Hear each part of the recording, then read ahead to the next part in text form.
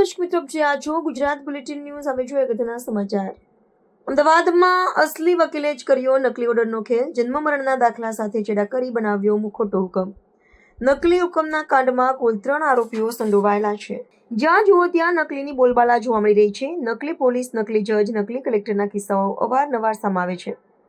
જોકે અમદાવાદમાં એક ચોંકાવનારો કિસ્સો સામે આવ્યો છે, જ્યાં એક અસલી વકીલે જ પૈસાની લાલચમાં નકલી ઓર્ડર પાસ કરવાનું મોટું કારસ્તાન કર્યું છે. આ કાયદાના ભંગ કરનારને કાયદો ક્યારેય બક્ષતો નથી અને એટલે જ ખોટો ઓર્ડર બનાવવાની દોડધામ કરનાર વકીલ પોતે જ હવે જેલના સળિયા પાછળ પહોંચ્યો છે.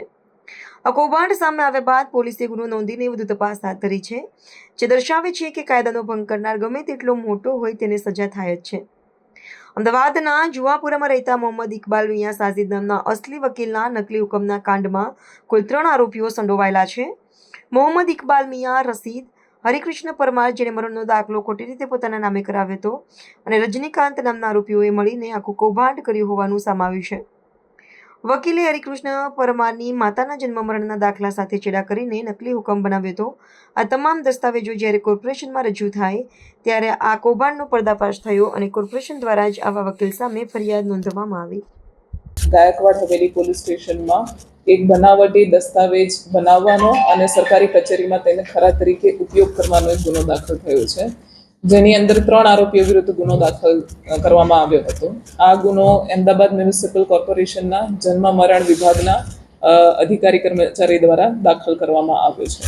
આની મૂળભૂત હકીકત એવી છે કે આના જે મુખ્ય આરોપી નંબર 1 હરિકૃષ્ણભાઈ પરમાર, એમના માતા જે તે વખતે 1988માં મરણ પામ્યા હતા અને મરણના દાખલામાં એમના માતાનું નામ ખોટું હતું. જે નામ ખોટું હોવાથી એને સુધારવા માટે એમના દ્વારા અલગ અલગ સરકારી વિભાગોમાં કોર્ટમાં કાર્યવાહી કરવામાં આવી હતી અને કાર્યવાહી માટે એમના દ્વારા આરોપી નંબર 2 રજનીકાંત પરીખ એમને પાવર ઓફ એટર્ની તરીકે રોકવામાં આવ્યા હતા.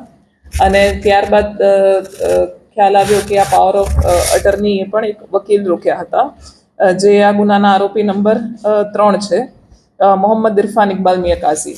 આ વકીલ દ્વારા આ મરણના દાખલામાં ફેરફાર થઈ જાય એના માટે એમણે નામદાર ચીફ મેટ્રોપોલિટન કોર્ટ નંબર 8 ના એ કચેરીનો એક ખોટો હુકમ બનાવ્યો અને જે તે વખતે કોર્ટમાં ફરજ નહોતા બજાવતા એવા કોઈક બનાવટી નામના જજના નામથી ઓર્ડર પાસ થયો હોય એવું દેખાતો એવો ઓર્ડર બનાવ્યો અને એ ઓર્ડર પછી એમણે આ મરણનો દાખલા સુધારવા માટે અમદાવાદ મ્યુનિસિપલ કોર્પોરેશનની કચેરીમાં સાચો છે એ તરીકે રજૂ કર્યો અને એ કોર્ટ ઓર્ડરના આધારે પછી એમણે મરણનો દાખલો સુધરાવી અને અરજદારને આપ્યો છે. આ મૂળભૂત વિગત છે આ કેસની.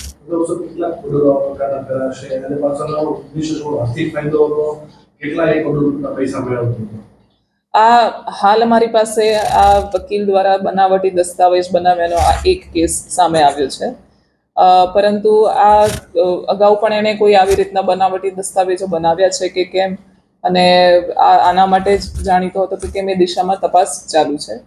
અને આરોપી નંબર 1 હરેકૃષ્ણ મંગળદાસ પટેલ જે છે, એણે પોતાના એક માતાના નામે એક જમીન હતી, જે જમીનમાં પોતાનો વારસાઈ હક દાખલ કરાવવાનો હતો, પરંતુ એના માતાના નામનું ખોટું મરણ સર્ટિફિકેટ બન્યું હતું. એટલે એ મરણ સર્ટિફિકેટ સુધારવા માટે એમના દ્વારા આખી પ્રક્રિયા કરવામાં આવી હતી. પૈસા આ વકીલે જે છે આ બધી કાર્યવાહી કરવા માટે 25,000 રૂપિયા લીધા હતા અને ત્યારબાદ આ ઓર્ડર બનાવીને મરણનો દાખલો કઢાવી આપ્યો. આમાં આરોપી પાસેથી એના ઇલેક્ટ્રોનિક ડિવાઇસ કબજે કરવામાં આવ્યા છે કે જેનો ઉપયોગ કરીને એણે આ ખોટો મરણનો દાખલો બનાવ્યો છે. એ ઉપરાંત આ ખોટા મરણના દાખલા બનાવીને એમાં જજ તરીકે કદાચ જો એણે સહી કરી હોય તો હસ્તાક્ષરના નમૂના લીધા છે અને ઉપરાંત અલગ અલગ સરકારી કચેરીમાં જે પણ અરજી કરી હોય એ અરજી સાથે સરખામણી કરવા માટે પણ આરોપીના સહીના નમૂના લેવામાં આવ્યા છે. અત્યાર સુધીની તપાસમાં કોર્ટ સ્ટાફની કોઈ ઇન્વોલ્વમેન્ટ જણાઈ આવી નથી, પરંતુ અમારી તપાસ ચાલુ છે.